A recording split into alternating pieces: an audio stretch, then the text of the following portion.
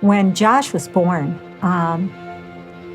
it came as such a shock for us. I'd like to say that I was real positive and everything. I was a pretty new Christian. I was hurting for my baby, and it still took me a couple of months of why, Lord, and what's his future going to hold, and fear. There's a lot of fear about what the future is. People back then, people were saying your child needs to be healed, and is he going to walk? Is he going to talk? Is he going to be able to feed himself, dress him? I mean, we had all those questions, which you didn't have answers for because every child is different.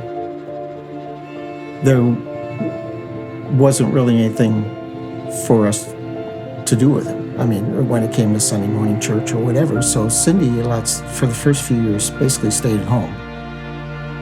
We attended Rockford First, and when he was about 2 or 3 years old, we had approached the pastor then and asked if we could have some sort of a class for Josh to go to. And they opened up a class just for Josh. And Jesus basically spoke to my heart in a quiet way that it's not Josh that needs healed, it's you. And it was from that moment on, I was fine. I just knew that Josh was fine. It was me that needed the work.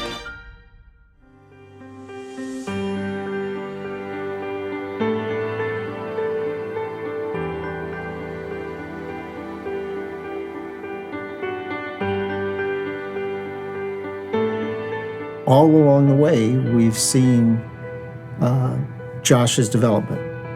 And a lot of the reason because we see Josh getting a chance to give back to children with special needs and actually invest himself into those children.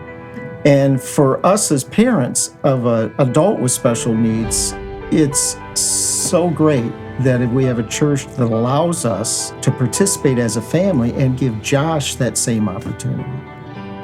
Josh, 38 years old, now is to the point where he wants to make a public profession of his faith. He understands, publicly, I need to say to people that I love Jesus and I want to serve him.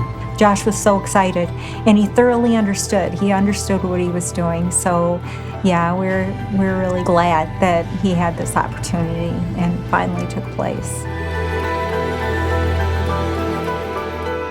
Why did you get baptized? Baptism is of Jesus.